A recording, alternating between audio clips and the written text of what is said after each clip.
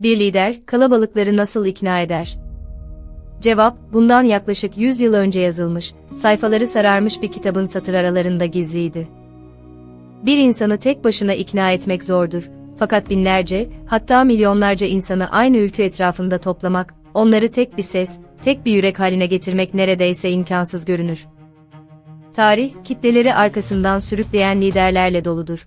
Ancak bu liderlerin çok azı kalabalıkların ruhunu bir bilim insanı titizliğiyle incelemiştir. Çankaya Köşkü'nün sessiz kütüphanesinde, gece yarılarında gaz lambasının ışığında okunan bir kitap, tam da bu sırrın kapısını aralıyordu. Mustafa Kemal Atatürk'ün büyük bir dikkatle incelediği, sayfalarının kenarına kurşun kalemle notlar düştüğü o kitap, Fransız sosyolog Gustave Le Bon'un dünyaca ünlü eseri Kitlelerin Psikolojisiydi. Gelin, modern dünyanın kitle hareketleriyle çalkalandığı 19. yüzyılın sonlarına doğru bir yolculuğa çıkalım. Fransız düşünür Gustave Le Bon, 1895 yılında yayımlandığı bu anıtsal eserde, insanlık tarihinin yeni bir döneme girdiğini ilan ediyordu, kitleler çağı. Le Bon'a göre, bireyler tek başlarınayken son derece mantıklı, muhakeme yeteneği gelişmiş ve sakin olabilirlerdi. Ancak aynı bireyler bir araya gelip bir kitle oluşturduklarında, kişisel iradelerini kaybediyor, kolektif bir zihnin parçası haline geliyorlardı. Kitleler mantıkla değil, tamamen duygularla, sembollerle ve telkinlerle hareket ederdi. Onları harekete geçirmek için uzun felsefi nutuklar değil, zihinlerde güçlü resimler uyandıracak imgeler gerekiyordu. Bu teoriler, 20. yüzyılın siyaset sahnesini kökten değiştirecek, kitleleri kontrol etmek isteyen birçok liderin başucu kitabı olacaktı. Fakat Ankara'da, küllerinden yeni bir devlet kurmaya çalışan Mustafa Kemal'in bu kitaba yaklaşımı, sadece gücü elde tutmakla ilgili değil, bir milleti uyandırmak ve onu esaretten kurtarmakla ilgiliydi. Mustafa Kemal'in kütüphanesinde bugün hala muhafaza edilen kitle psikolojisi ve sosyoloji kitapları, onun askeri dehasının arkasındaki entelektüel derinliği gözler önüne seriyor. Kaynaklarda aktarıldığına göre, Atatürk Le Bon'un bu eserini Fransızca aslından okumuş ve satırların altını renkli kalemlerle çizmişti. Yaygın bir rivayete göre, kitabın özellikle kitlelerin nasıl yönlendirileceğini, inancın kalabalıklar arasında nasıl bir salgın gibi yayılacağını anlatan bölümlerine son derece kritik notlar iliştirmişti.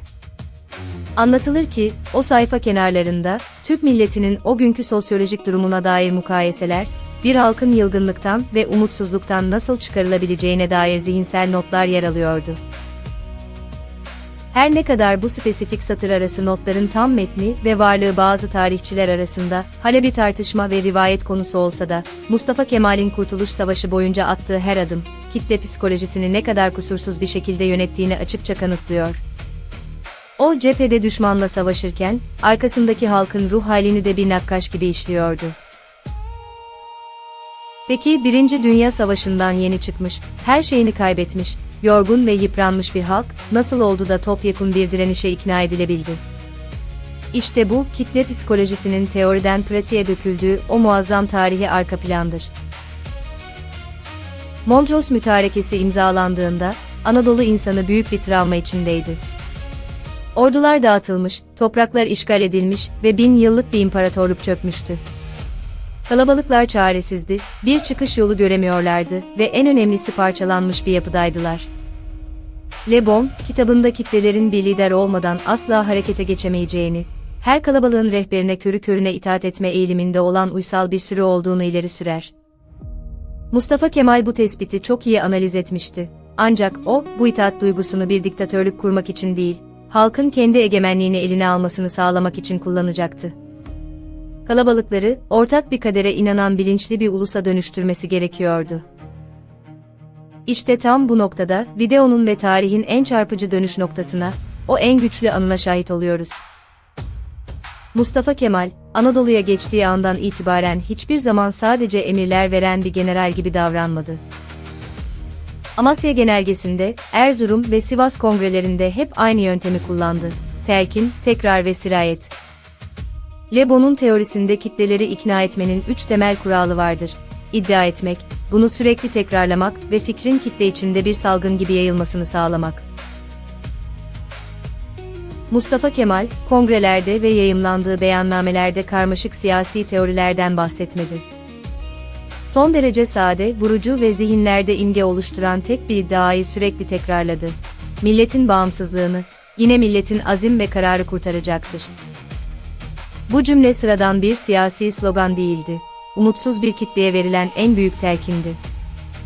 İnsanların zihninde bağımsızlık ve hürriyet resmini öyle güçlü bir şekilde çizdi ki, bu fikir kısa sürede kasabalardan köylere, evlerden cephelere bir salgın gibi yayıldı. O, kalabalıkların mantığına değil, onların adalet duygusuna, onuruna ve tarihsel hafızasına hitap ediyordu. Bu muazzam ikna sürecinin en somut ve etkileyici örneklerinden biri, şüphesiz ki Büyük Millet Meclisi'nin açılış sürecidir. Ankara'da kurulan o meclis, sadece bir parlamento binası değildi. Kitlelerin gözünde meşruiyetin, gücün ve kurtuluşun kutsal bir sembolüydü. Anlatılır ki Mustafa Kemal meclis kürsüsüne çıktığında, ses tonundan seçtiği kelimelere, giydiği kıyafetten duruşuna kadar her detayı büyük bir titizlikle hesaplardı. O, kitlelerin bir liderde aradığı o sarsılmaz prestiji ve güveni tam anlamıyla temsil ediyordu. Le Bon, prestijin kitleler üzerindeki en büyük büyü olduğunu söyler. Mustafa Kemal'in anafartalardan gelen o askeri prestiji, halkın ona güvenmesini kolaylaştırıyordu. Büyük taarruz öncesinde ordulara hitaben söylediği o meşhur cümle, sadece askeri bir taktik değil, kitle psikolojisinin zirve noktasıydı. Ordular, ilk hedefiniz Akdeniz'dir, ileri. Bu cümle askerin zihninde soyut bir askeri plandan çok daha fazlasını, kesin bir zaferi ve ulaşılması gereken somut bir hedefi canlandırıyordu. Kitleler, bu kararlı imgenin peşinden ölüme yürümekten çekinmediler. Savaş bittikten sonra başlayan modernleşme süreci ve devrimler dönemi ise, bu kitle yönetiminin çok daha çetin bir sınavıydı. Yüzyıllardır süregelen alışkanlıkları, inançları ve yaşam biçimlerini değiştirmek, bir kitleyi savaşa ikna etmekten çok daha zordu. Şapka Kanunu'ndan harf devrimine kadar yapılan her yenilikte, Mustafa Kemal kitlelerin psikolojik tepkilerini çok iyi ölçtü. Devrimleri aniden yukarıdan aşağıya dayatmak yerine, önce halkın arasına karıştı. Kastamonu'da elinde şapkayla halkı selamlaması, yazı tahtasının başına geçip şehir şehir yeni harfleri bizzat öğretmesi, kitle psikolojisindeki o taklit ve benimseme dürtüsünü harekete geçirme stratejisiydi. O, halka yabancı bir şeyi zorla kabul ettiren bir hükümdar gibi değil, halkla birlikte yeni bir geleceği öğrenen bir öğretmen gibi yaklaştı. Kaynaklarda ifade edildiği üzere, o dönem yapılan her reformun öncesinde kamuoyunun nabzı tutuluyor, gazeteler ve dönemin aydınları vasıtasıyla kitleler psikolojik olarak bu yeniliklere hazırlanıyordu. Bugün geriye dönüp baktığımızda, Gustave Le Bon'un Paris'te masa başında geliştirdiği kitle psikolojisi teorilerinin, Anadolu'nun ortasında bir milletin yeniden doğuş destanına nasıl zemin hazırladığını hayranlıkla görüyoruz. Mustafa Kemal Atatürk, sadece bir askeri deha veya bir devlet adamı değildi. O, insan ruhunun, kalabalıkların dilinin ve toplumsal psikolojinin de en büyük uzmanlarından biriydi. Kitapların kenarına düştüğü o iddia edilen satır arası notlar, bir halkı manipüle etmek için değil, onun içindeki cevheri, o uyuyan devrimci ruhu uyandırmak için kullanılmıştı.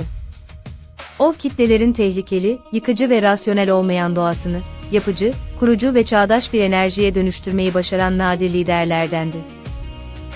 100 yıl önce bir kitabın sayfalarında başlayan bu entelektüel arayış, bugün üzerinde özgürce yaşadığımız bir ülkenin temel taşını oluşturuyor. Peki, günümüzün dijital dünyasında, sosyal medyanın çevrelediği modern kitlelerin psikolojisi sizce nasıl şekilleniyor? Bugünün kalabalıklarını ikna etmek ve harekete geçirmek, 100 yıl öncesine göre daha mı kolay, yoksa daha mı zor? Düşüncelerinizi ve yorumlarınızı aşağıda bizimle paylaşmayı, videomuzu beğenmeyi unutmayın. Birinci sayfa kenarındaki notlar serimizin bu bölümünde, bir liderin kalabalıkların ruhunu nasıl okuduğuna baktık. Serimizin bir sonraki bölümünde, yine Çankaya Kütüphanesi'nin loş ışıklarına döneceğiz ve bu kez bir başka batılı düşünürün ve Jean-Jacques Rousseau toplumsal sözleşme teorisinin, yeni devletin egemenlik anlayışına nasıl yön verdiğini, o sayfaların kenarındaki gizemli notların izini sürerek inceleyeceğiz. Bir sonraki bölümde görüşmek üzere, tarihin satır aralarında kalmaya devam edin.